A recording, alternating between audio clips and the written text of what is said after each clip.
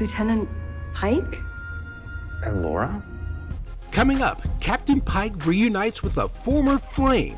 But an incredibly dark secret she's hiding will put his morality to the test. My implants rebuild biological functions using quantum mechanics. This is true. Disease and suffering will be things of the past. While giving Dr. Mbegut's critically ill daughter a potential cure. We break down this week's episode and reveal the top 3 moments that made this episode of Strange New Worlds revealing. All this and more Coming up on Energize. Energize. Energize.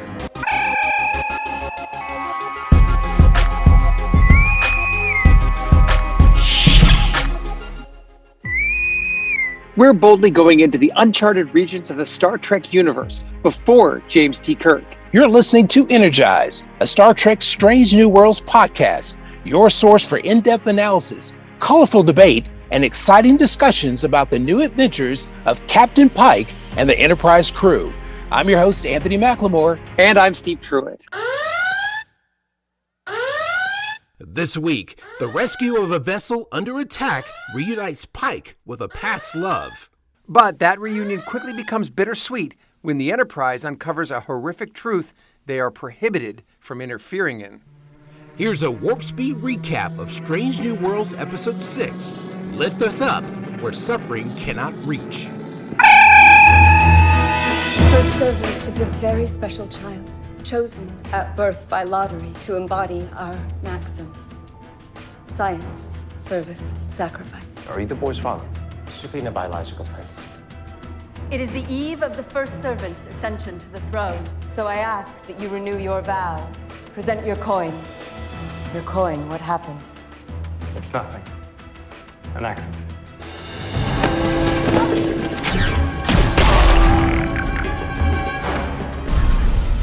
It's a child. Stop it. Laura, Laura, you have to stop this. He chooses it freely.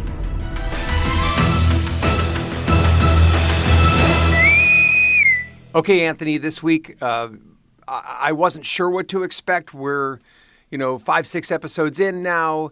It's starting to settle in. The characters are starting to settle in. I wasn't sure what to expect. I thought this episode was pure Star Trek. Definitely pure Star Trek in the sense that now we have an episode that is more cerebral and goes more to our morality, what kinds of decisions would we make in similar situations. It wasn't an action episode per se, but it was definitely what I call a cerebral episode. Yeah, I think so too. It really put into context what the Prime Directive is all about, what the mission is all about, and we start to actually see Pike less of a facilitator and more of a guy that goes down on the planet and starts to, really inject himself as the decider, so to speak. Captain, we're receiving a distress call from a non-Federation shuttle. They say they're under attack. From who? Scans indicate a small combat cruiser, light armaments, non-Federation ID.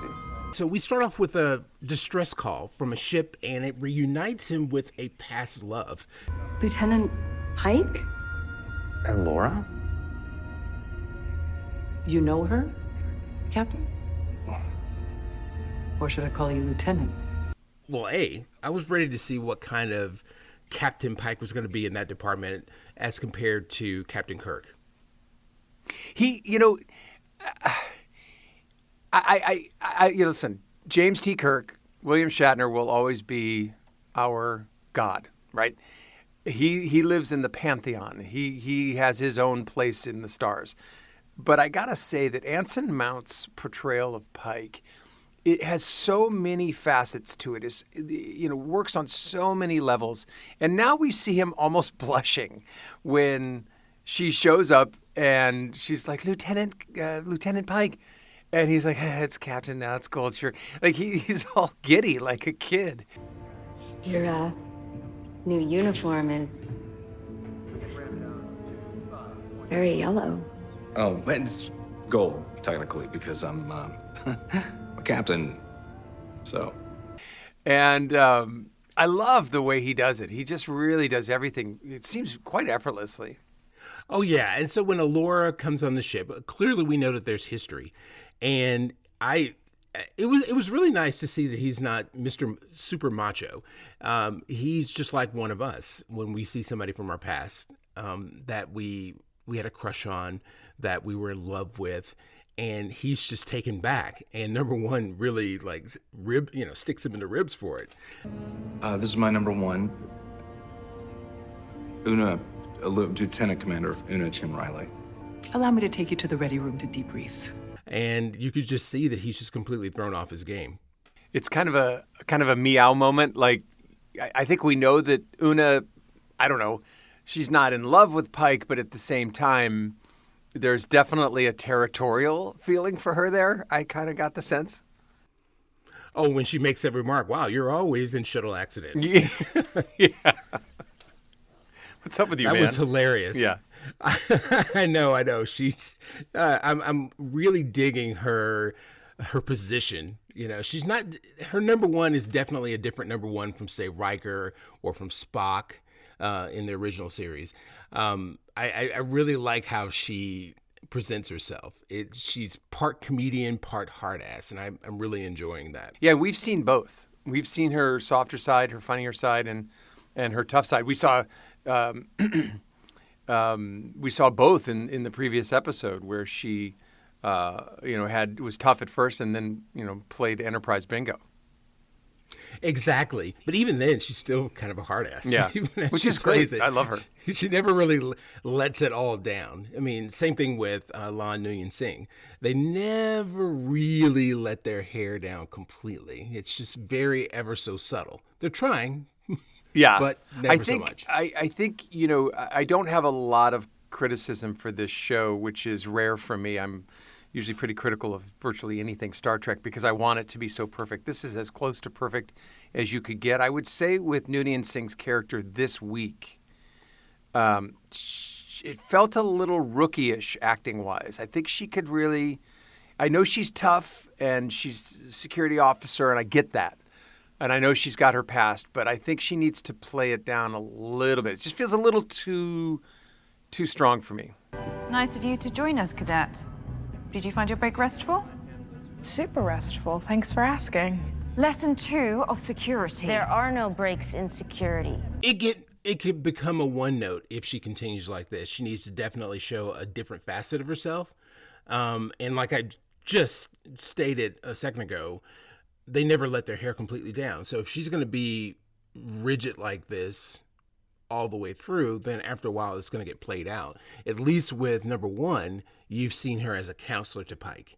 You've seen her try to have fun, but not. But you've also seen her in her episode where she was trying to investigate what was going on as the ship's crew was being affected by an illness. Right. So you feel like you've seen a little bit more of a complete story, with number one as opposed to Lon Nguyen Singh. Yeah, and I think too, just not to belabor this too much, you look at someone like Hemmer, played by Mark Hurok, is it? By the way, I did a whole bunch of research on him. He's like a painter. It's fascinating. If you ever have a chance to Google him, and just he's been doing so much stuff long before, a lot of theater and stuff. He's really well trained, and he's just a fascinating guy. But his Hemmer is tough and unrelenting, but it's subtle. And I think I would love to see that from La'an. I'd love to see her. Maybe next season. She gets this season under her belt. It's hard to be a main character on Star Trek. There's a lot of pressure. I must insist you take us to your medical facility. Of course, right away. Chief Kyle will escort you down. Sorry, are you the boy's father? Strictly in a biological sense. So Alora comes on board the ship with a 10-year-old, what I would think is about around a 10 or 12-year-old boy and this man. And Pike asks the man, "Is this your son?" And he just says, "Only in the biological sense." Right. And so automatically I'm like, suspicious. What does this mean? What is going on? And there's just these subtle looks that something's up. Obviously, something's up with this kid, and there's something that Alora's holding back. Yeah, and throughout the entire episode, and this is why I liked it so much, is that throughout the entire episode, we get this. There's a lot of question marks that keep stacking up like planes waiting to take off at a runway. And we don't get those answers until the very end, which we'll talk about at the very end of this episode. But it was a little unsettling for me to not know a lot of these answers. But I love the way they set them up, and then they, of course, answered all of them. So it was brilliant. First servant is a very special child, a holy figure, chosen at birth by lottery to embody our maxim: science, service, sacrifice. But yeah, the introduction of this kid, he's this, crucial member of their society, and he's waiting for his ascension. What do they call him? The first servant. Yeah, the first servant, which is, service, sacrifice, and I can't remember what the third thing was. I just watched the show. Sorry, it's early in the morning. But here he is getting ready for his ascension, and he seems as to be this boy king, almost kind of the way we choose the Dalai Lama here on Earth. Cute kid, you find out that he's really, really smart. They go down to the medical bay, and we're scanning him, and he has this ability to heal because the Majalis have completely figured out how to alleviate illness with their implants. There. Just wanted to check that his quantum bio implants are functioning. Thank you. He has quantum bio implants? And I'm just like, wow, what is going on here? This kid's really special. Their people are special. But we're going to find out there's more to this. Well, I think what was so great about it is this concept of this boy who's got this cellular level ability to reconstitute his own flesh is so intriguing because it takes place in sickbay, where Mbega has just, said hi to his daughter again, who's like, I'm kind of tired of being in the pattern buffer, And again, I think Mbega puts in just a phenomenal performance. I love how he is so layered with his emotions and his ability to, messing around with Nurse Chapel and the kid, but then, you can see he's really intrigued by the possibility of perhaps finding a cure for his daughter. My implants rebuild biological functions using quantum mechanics. It's a great, hopeful moment. Absolutely. And back to your previous point, your question was, it's science, service, and sacrifice. That's it. Science, service, sacrifice. Word, right. Yes, and the key word for this particular episode, of course, is going to be sacrifice. It just hangs out there. And as I was going through the episode, that creed never meant as much, of course, until we got to the end. Well, yeah, because they put sacrifice last, and the Peace Corps has something similar to that. Most peace endeavors are like, we're here to serve, and sometimes we sacrifice. Starfleet sacrifices personal lives for duty, right? But it's not duty, like duty on our country with the Marines. It's sacrifice. Yeah, you're right. So if they wanted to tip their hat, it would have been sacrifice, service, and science, or something like that. They put that out there early, and I like how they cleverly dropped it in there. And it's something that you really don't pay much attention to because we like you just went through several creeds. I mean, there are creeds for every organization, and I'm a fraternity guy, and sacrifice wasn't part of it, but service was, right, among other things. And so hearing that creed is something that just kind of blows by because we're just so used to hearing different creeds and mottos. Right, and they don't push it. They leave it on the table and keep piling up the question marks, which it just was so brilliantly woven. Like you said, we find out later that sacrifice really is the point, and it's just really good writing. They had 3 writers on this one this week, and they just did a great job. Your implants might realign peptide bonds within any degraded protein. At the bare minimum. If this is true, disease and suffering will be things of the past. So Mbega's interest is piqued because this kid has quantum bio implants. And so they can realign peptide bonds with any degraded proteins, et cetera, et cetera, et cetera. And of course, we have the scene where Mbega is reading to his daughter. When King Gridley turned, the wizard Pollux pushed him right over the cliff. Daddy, you just read me the same exact chapter twice in a row. And I really like that moment because you get a chance to see what it must be like to have a daughter that's effectively in suspended animation that comes out every once in a while. And he loses track of things that he said. For him, time, is charted in days, weeks, and months. For her, it's charted in minutes. Yeah, moments. And hours and moments. And so it must, as a parent, I feel like that would be taxing after a while. Well, how interesting is it that it parallels true parenting, where we get so involved in our lives, we get so involved with our jobs, we're exhausted. The little time that we do spend with our children, for those of us who are parents, you and I are, it's sometimes, truth be told, can be an afterthought because we're so busy building our lives and sustaining our lives. And, spending time with kids at the end of the day to read a book, we're so exhausted. It's the last bit of vapors we have left of energy. And yeah, kids like, you just read that to me, or you said that before. We can lose ourselves. It was a great allegory, I thought, and a great parallel to what all parents deal with. It was a touching moment. I love that backstory. I didn't think I would, but I really love that they put that in there as part of Mbenga's story, because it makes him so human. Yes, and it gives us a lot of motivation, because now when there's mention of the quantum bioimplants, I'm like, okay.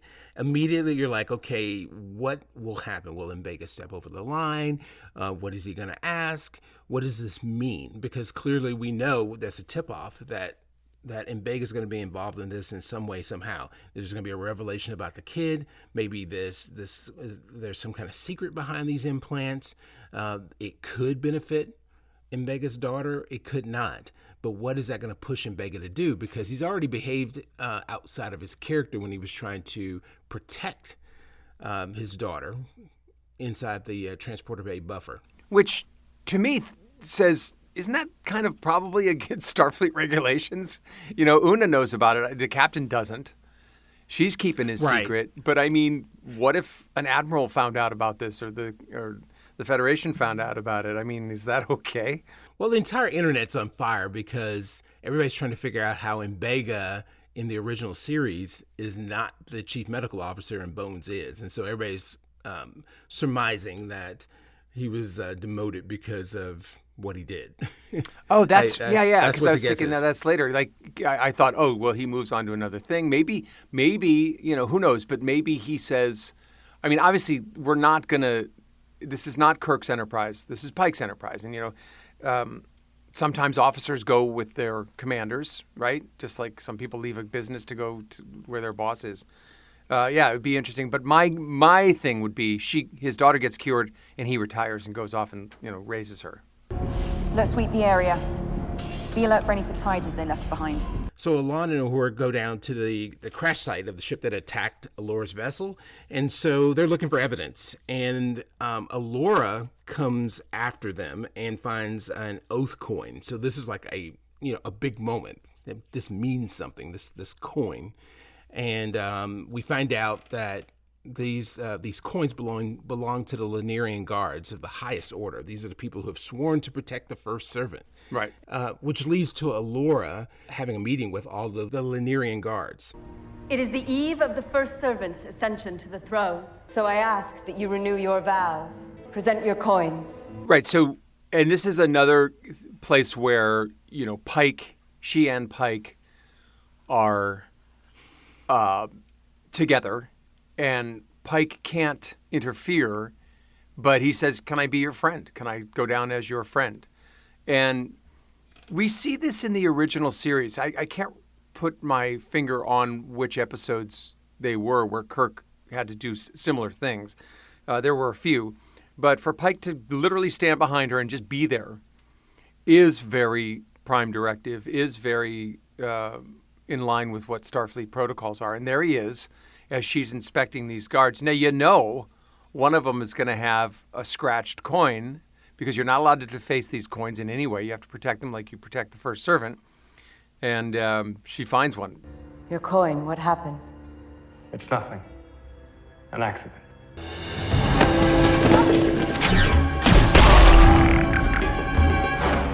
I kind of saw that coming a mile away. Oh, yeah. And then let me backtrack just a hair. When she finds that coin and explains it to Pike, at that point, I was starting to feel like the father of the first servant something was up with him. Yeah. And that clearly there must be some involvement. That was my first, tip off that, things aren't adding up. Yeah, he's dodgy, cagey.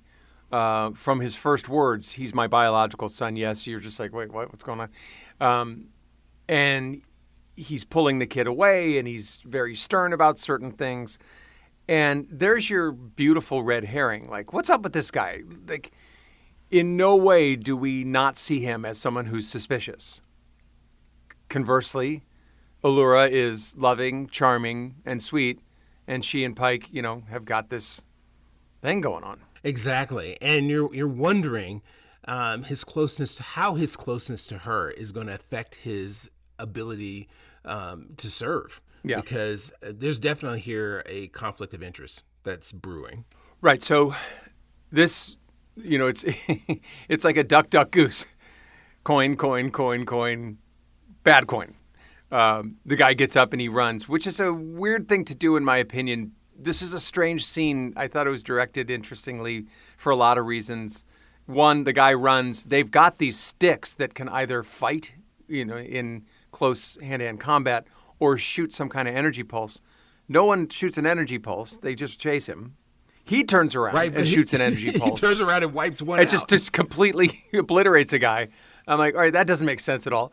And then there's this very interesting shot from about 100 feet above where he's running and he turns the corner on this grass kind of precipice and he's being chased. The camera never moves. He runs out of the shot and then they just cut to another shot. So I thought it was an interesting choice there from the director. I didn't love it. It was kind of an awkward thing, but anyway, I always look at these things also from how do they produce the show, not just the story, how they direct. So I thought that was an interesting bit of choicing there from the director. But he runs off and somehow he's able to knock down every guard that goes after him. No one's shooting pulses at him. And then he's finally cornered. Which, if you want to get answers, you wouldn't want to kill the one person that could give you those answers. That's a great point. I didn't think of that. Yeah, you're right. Yeah, right. Yeah, but wouldn't they stun him though? Couldn't where they? People kill? Isn't there a kill stun the setting on their magic glow stick of destiny? Oh, yeah, that's a good point. Maybe, maybe not. Maybe because any threat would have to be met with extreme force. I don't know. Right. So he gets cornered. This is where Pike, jumps in, gets his gun out. That awesome phaser, that TOS phaser, which I love. It's my favorite phaser. Why were you on that ship? To fulfill my oath and to renounce everything this floating hell stands for. Long live the first servant!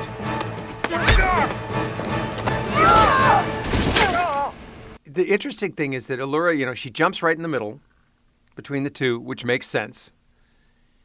But then she approaches him, which doesn't make sense, and then he wraps her up and damn near cuts his throat. Her throat, rather. Yeah, but then surprisingly, she can handle herself, and she dumps him on the ground, and he gets stabbed in the heart. Gives him a little arm twist, and boom. Careful, cadet. Remember to chew. Oh, right. You're on rotation with Lieutenant Noonien Singh, or gets around. Okay, back at the ship, Uhura's having a meal, and Sam Kirk pops in. I love that. Where did this dude come from? And he's just like, hey, how's it going? With his cheesy mustache. I know. It's just like this dude comes in, and I'm just like, is Sam Kirk supposed to be comic relief or what? Well, I think, here's what I really think, and I could be wrong. They wanted us to hear the name Kirk in the first episode. They're like, Ensign Kirk or whatever he is. And we're all like, oh, Kirk. And then they're like, no, it's Sam Kirk. And then they're like, okay, well, now what do we do with him? Well, they injured him for a while, so they kept him out.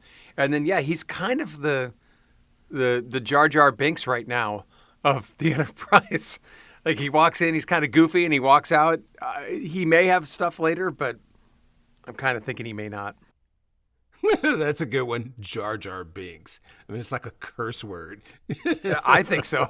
That's the worst decision in space. Oh, absolutely. Anytime you introduce the word Jar Jar Binks to any kind of conversation, you know where it's going. Yeah, exactly.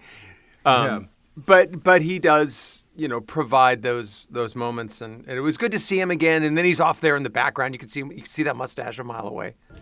Take a look at these data chips. Are these from the crash site? I may have liberated them. So Lon walks in and gives Uhura the data chips, and so Uhura's linguistic skills are called into service. Yeah, and at first I wasn't sure what she's doing. She's doing this rotation. Now I understand what I didn't get the rotation at first. Now I get it. She has to go through every facet of operations on the ship to understand them. I get that now. That's what cadets do. So that makes sense to me, and it's great because when she's set up at Pike's dinner, episode 1 or 2, I can't remember which one. She's like, "Yeah, I speak 37 languages." Excuse me. And of course, La'an's going to be like, "Hey, listen, let's do this. I know I'm not supposed to," and I like that. I think that that's what does happen. I think that you do see people bending and breaking the rules in real life, and I think that's a really good aspect of this show where you may not have seen that in Next Generation or something else. Well, I think it's real life. I mean, you break rules to solve problems sometimes, and it goes against protocol, but sometimes I remember watching, SWAT with Samuel L. Jackson, and they were trying to get recruits, and they're meeting with different officers, and he asked one officer, sometimes you have to get a little dirty. Not that I'm endorsing that, but what he says is sometimes doing the right thing isn't doing the right thing. Right. Right. It's a great line. So you see that with La'an. She took these data chips, and that wasn't the right thing to do. That was against protocol. But it's a key thing that's going to help them solve this case.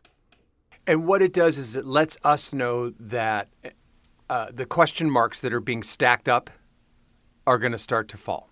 We're going to start getting some answers, and the key really is in the transcription of these things. And who better than Uhura? So I like her purpose. I guess I'm warming up to the fact that she's a cadet. There's no other choice, and I like what they're doing with her. I think it works. So here she is, and we get to see her a little bit later actually step up and own her own discovery, which is great. Say I had a patient with mast cell signalchemia, 11-year-old female. Could quantum bioimplants reverse cellular degranulation? Mbega's with the first servant's father, and that's where he makes his inquiry, because we're back to this whole quantum implant thing. Yeah. And, Mbega, his first priority, of course, is to the ship, but his next priority, which is still his first priority, would be his daughter. And so he's going to take his opportunity to find out if he can, take some of this technology and apply it to his daughter. But he's shut down because the Majalis are not a part of the Federation. And just like the Federation didn't mix with the Illyrians in the previous episode, they don't mix with the Federation. They don't share technology. Yeah, which makes sense. And I like that. And, it's revealed later. We go down to the planet and we see the planet. From the beginning of the biotech conversation with the first servant all the way through to us really seeing the planet, to me, this is like a Wakanda experience. They are far advanced. They live on their own little place. They don't mess with the world. The world doesn't mess with them. It's this secret society that keeps to itself and has superior technology. And again, when we see the planet, it reminds me a lot of Wakanda. You've even got these ceremonial drums in the music. It really made me feel like, we were checking out T'Challa's planet. We'll put a pin in that whole conversation because we just cut there briefly just to establish the fact that, Mbega's being turned down. So now we get to Pike and Allure's love scenes. I'm going to put a guard out here just to be safe. You don't have to do that. You could come in with me instead. So, Pike's out there. He wants to stay in guard, but she invites him in. Well, he says, "I'll assign a guard," and she's like, "How about you?" Exactly. Exactly. So I was like, I'm like super interested now. I'm like, okay, how's this going to play out? What is Pike's style of romance? Right, because usually it's Kirk moving in. She moves in, kisses him. There's a moment like, okay, is he or isn't he? Is he going to kiss her back or is he not? And he leans in and, slow dissolve to, post-activity. There's giggling, and there's that wonderful tracking shot of all the clothes on the floor, just like any romance movie or TV show you'd watch. And there they are in bed, and he, interestingly enough, was kind of in the vulnerable position. He's laying in her lap, and she's stroking his hair. And I thought that was an interesting choice. Yeah. It's not the uber macho thing we're accustomed to. He is a fully modern, fully realized human being, this Pike. I don't know what Anson Mount is like, but Pike is like as close to, the modern man as you can be. Yes, I mean, he didn't, I don't want to be crass, he didn't take it. He didn't seize the moment. He kind of walked into the moment and... Well, he let it happen organically, right? And yet in this episode, we see so many things of him. He's a romantic, he's sensitive, and then, he can also put up a pretty good fight. You called, Cadet? You asked for a needle in a haystack, and I found it.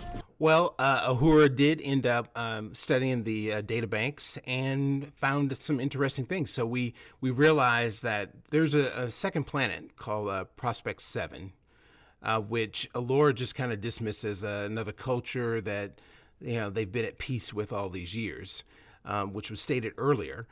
But we find out that they share a common base language. Right. So the investigation... This is a really smart tactic to use. This is the tactic of, almost like it was with Star Trek Insurrection, where, the people on the planet the people attacking the planet turned out to be part of that society. Those people were rejected. I think it was the Baku. Exactly. Yeah. And so, first of all, I don't know. I just love the name Prospect 7. Some of these things about Star Trek I love, and that's just one of them. I just love that. We're panning for gold. Yeah. Prospect 7. And it's a great clue because now you start to realize, now you start to question everything. This is where our question marks start to happen. Like, well, wait a second. Was that attack on Allura's ship real? By the way, I just want to say this. The graphics in this episode were phenomenal. When you can place this in the beginning.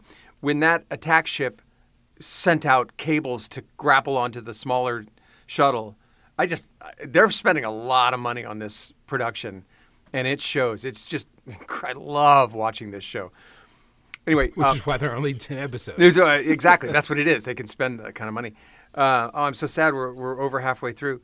But it does start to set up, well, wait a second, who can we actually trust? And isn't it always the sweet, nice person, like someone like Allura, who now may be someone who's suspect? We don't know. Prospect 7, if they're related in some kind of way, I was thinking, well, is Prospect 7 like a penal colony or an exile planet? Yeah. What's the case? So these things are starting to pop into my head, and now I'm, like you, I'm starting to question everything. I don't trust Allura anymore. Right. She's definitely hiding secrets because she looked down so many times when questions were asked. Yep. And it was, obvious that she's hiding things, and they're questions that need to be answered. Yeah, and because it's interesting. Here's what all of us may have missed. And I missed it until this exact moment. And you mentioning, just looking down. She virtually spends no time with the child at all. And yet she's obsessed with him. He's the first servant. He's going to ascend. In a way, it's like, I can't get close to this person. Why? Right? Like, we find out later, and we'll talk about it, but she doesn't even spend time with the kid. And he's this, you would think you'd want to be around him all the time. To me, that's a clue. That says to me, okay, something's up. That's true. So yeah, just so many things. I was just becoming more and more suspicious as this was going on. Yeah. And so I was just like, okay, now I'm ready. Now I'm like at this point, like, okay, I need to know what the hell is going on here. And so my interest has definitely been piqued. This is another thing that they're doing, I think, quite well. They've done this in virtually every episode. They wrap up a lot of stuff in the fourth block, and there's 5 blocks, I believe, for these shows. 5 acts. Mm-hmm. 5 acts. So by the fourth block, a lot of it's wrapped up. And we'll talk about that right now. I think we're in the 4th act right now. But they always leave the 5th act for a lot more. And I'm like, wow, this is so great because you know that there's more coming. And I love that writing style. It seems now not accidental. It seems intentional.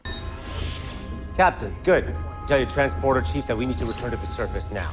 We agreed that the first servant was safer here. So back on the ship, all of a sudden, the first servant and his dad are about to beam off the ship. Yeah. And then they beam off, but then the father's beamed back and the kid's missing. So it looks like the combat ship has taken a new ship from Prospect 7 has come in and taken the first servant. So he's like, oh my gosh, what's happening here? He's been taken. Right. And so the ship's trying to get away, and they have it in a tractor beam, and all of a sudden it explodes. And I'm just like, what just happened here? Oh well, my gosh, I mean, they killed was the kid. It was I thought a really great way to handle it in that it exploded because Enterprise, Pike ordered the tractor beam, and there was a warning: don't, just graze it, don't mess with it. And they're like, or excuse me, that was the first one. They've got it in the tractor beam, and they say, well, let's pull off because it's going to damage the ship. And the first servant's there, don't pull any damage. And it tries to go to warp on, while in this tractor beam. And Pike decides, okay, let's disengage. But before the tractor beam can be disengaged, going to warp destroys the ship itself. It's almost like suicide. Like, I'd rather just get away. I'd rather die than, be caught. And you got to wonder, like, well, who would rather die? And if you're going to kidnap the first servant, why would you risk your life and his life to do it? There's no value there. Why not just kill the first servant or, take him for hostage for ransom? But risking his life gets you nothing, and you die yourself. It's an unimaginable loss. It means our world is over. If the first servant doesn't ascend, Majalis will fall out of the sky. The fallout from that is that, Lord's like freaked out. Our whole way of life is done. We're done as a planet. Right. And we're just like, okay, well, what's the significance of this kid? I mean, he's a leader. I get it. He's picked through lottery. Got it. So now at this point, I'm just like going, oh, please. But the question is the crucial is this role. About to be Snowpiercer? No, right. Exactly. Is his role an inspiration like a Dalai Lama type of person? Or is it something more? When he ascends, does he become like Beastmaster where he can control the lava? Like, we don't know what's going on. Captain, can you join me on deck 17? I have discovered something I think you need to see. Well, then Spock comes to Pike, and this kid's a brainiac, so he had figured a way to beam himself, back onto the Enterprise, and they find him in a cargo hold or something like that. Yeah. And hey, we found him, so he gets returned to the planet, and now we have the ceremony, and still you're thinking everything's happy. All right, the kid, he's ascending, he's about to ascend. Right. Meanwhile, on the ship, circumstance. Right. Meanwhile, on the ship, the father, is like, did he? I mean, what we missed here was that he was beamed to that cargo hold and found by Spock and Pike, and it's like, well, wait, who did that? But yeah, he's down on the planet, and the father's like, if he's down there, then my job, then I do belong here. Captain Pike is on Majalis with the first servant. You returned him. So we're like, well, wait a second. Was he now trying to stop him from the ascension? Like, who's the bad guy here? Well, quickly we were starting to understand that maybe the dad isn't the bad guy. Right. He's because from the very beginning he was dejected by the whole thing. You can when he said he's my son in the biological sense. Right. You could tell that he's irritated, and so now this is starting to make sense. He's dejected once again. He's given up. He said now that he's down on the planet. Well, that's it. Yeah, I guess then I do belong here. In other words, he failed, but failed at what? He failed. Right. So the kid's there. He's being celebrated by everybody, and then there's this moment between Pike and Allura where he's like, "What the hell's going on here?" And she just kind of looks down, and she's busted, and he knows it. Yeah. Yeah, but here's the deal. She invites him to the ascension, which is what I was just completely thrown by. And so, well, love makes you crazy. I think she loves him. She would love for. She said many times, "Please come be here and be part of our lives." She fully accepts what's about to happen, right? And so, like any woman, if you love me, you love my life. You love everything about me. And I really believe that she thought that he would love this part of her, which is the acceptance of this boy's ascension. It's a child. Stop it. He chooses it freely. We honor his sacrifice. What? All of a sudden, we see them carting off a body, and it's revealed that it's a dead kid who looks like he's been drained. Yeah, here's what happens there. So we start to realize that the ascension, may not be what we thought it was. And here's where that word sacrifice comes into play. They go into this underground cavern kind of place. Now, I'm going to pull this reference totally out of my butt, but I know someone listening knows this. This is our Joe versus the volcano moment, right? Where Tom Hanks is essentially tricked into believing he's dying, so he'll go to this remote island nation and throw himself into a volcano to appease the Waponis and, make his sacrifice. So if anyone listening has not seen Joe versus the Volcano, you must watch it. It's one of Tom Hanks' best films. It was done in the 80s. It's amazing. But this is our Joe versus the Volcano moment. We're in there, and we're starting to realize they pull out this body, and we realize that that this kid is the next sacrifice.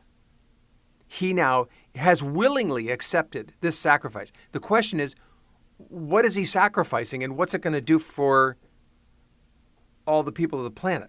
That was never fully realized, but that was never fully revealed, but you realize that this kid is plugged into the planet somehow, and I guess all of his implants and all this stuff plays into the maintenance of the planet. And Pike tries to stop it, and he's knocked out. Yeah. And I was just like, when I saw that the body of the other child, I just immediately was like, reminded me of Snowpiercer, the first version. Didn't they use people as to run the train that went around the world? Yes, and maybe even the Matrix, where human beings are used as batteries. This one seems a little bit more, because remember, it's science, then service, then sacrifice. So they don't plug into his body, they plug into his brain. And he's got this, he's extremely bright, he's highly intelligent, very knowledgeable, quite wise, and he's got these these cellular implants. Yes, I love that they don't answer the question. I didn't think I would, but something about his chemical and intellectual makeup, I think, sustains the planet, or keeps the people alive, or maybe keeps the planet from becoming a fully volcano, maybe keeps the cloud cities floating. We don't know. Right. And the good thing is, it didn't have to be answered. Everything doesn't have to be answered because there's a broader point. And it goes back to the word sacrifice and what a society will accept. So they sacrifice one kid to maintain their way of life. It's all founded on the suffering of a child. Can you honestly say that no child suffers for the benefit of your Federation? And the thing about it is that Allure pointed it out to Pike. We're honest about what we do. We don't turn away. We sacrifice one child to maintain our way of life. But the Federation, how many children are hurt by what the Federation and suffer does, and you turn away? Well, she makes a pretty much direct parallel to modern day Earth, which is how many children suffer while the rest of you grow rich and enjoy the spoils of your successes and don't even pay attention. We look at it and we honor it. And I thought that was just kind of a really brilliant middle finger to the excesses of a society.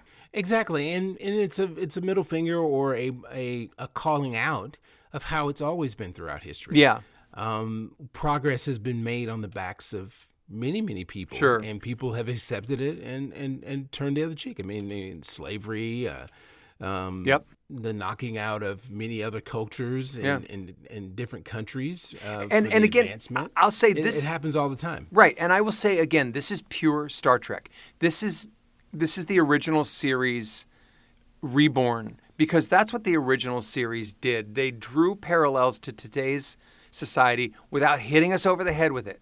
Just showing the captain having a problem with how another society lives their life, and then they turn and go, you do the same thing, right? Or, you don't teach us how, or you don't and we don't care. But it's always it's a real reflection of our own society and how the other person who's doing those terrible things reacts. They'll fight, they'll tell us we're just like us, or they'll learn from us. It's one of them, and that's pure Star Trek. I love that. That hypothetical patient with psychochemia, her case stuck with me. I thought perhaps if I could take a look at the file, I could walk you through the theory behind the treatment. We end back with Mbega. He's with the first servant's father, and the first servant's father extends a olive branch. Which surprised me because of the way it was in the beginning, because I thought there's no way. But of course it makes perfect sense now. Now that the father was unable to save his own son, which it seems to me that's what he was trying to do. And it looked like maybe he faked the kid's death. I'm not sure, by pretending that he was on the ship that exploded. But it wasn't an absolute. It was, I think, give me the file. I'll see what I can do. And you're right, there's the olive branch. And there's the reaching across the stars. And what we see here is Illyria she's completely on board with the ascension of this child. And the father is like, you know what, maybe our ways, maybe they're not perfect. Maybe I can help somebody else. Maybe, because they live on that planet. No one ever really goes there. And now he's saying, okay, well, listen, maybe I could help Mbenga. And I love that. I think I'm glad that they didn't just give it to the kid. Like, oh, here you go. They said, let me think about it. Give me the file. And then that's great, because that just spreads it out. It just keeps the story going. I love that. Ultimately, this episode questions the needs of the many does the needs of the many outweigh the needs of the few? Or the one. And I just thought that they perfectly brought that in at the end. That's what I thought of. The whole planet, survives off of the back of one person. Yeah. That's interesting. I didn't even put that together, but yeah, there's another great Star Trek theme for you. I like that Pike leaves her behind. He has to, obviously, because of his duty, but it's interesting too that that he still has that affection for her, and I think we may see that again. I don't know if that's a one-off for him. Maybe it is, maybe so, but because this is the second time he's encountered her in his life, there may be a third, maybe in second season, third season. We'll find out. I hope there's 10 seasons of this show, but we'll find out. Right, here's a sneak peek at next week's episode of Strange New Worlds, Episode 7, The Serene Squall. We picked up a distress signal on a nearby asteroid field. Could the colonists have the capacity to send one, even without their ships? It's possible, but I've also heard of pirates setting ambushes by cloning ship signals. Exactly what I told the captain. And I reminded Mr. Spock that regulations still strongly suggest that we investigate any distress signal. Yellow alert. Erica, take us closer, please. How close do you want to get? First date or third date? Blind date. Copy. Proceeding with caution, sir.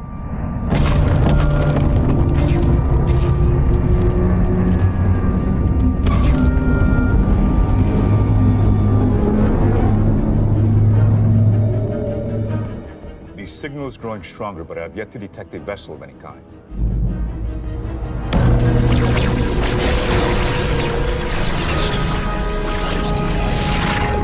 Red alert, full stop.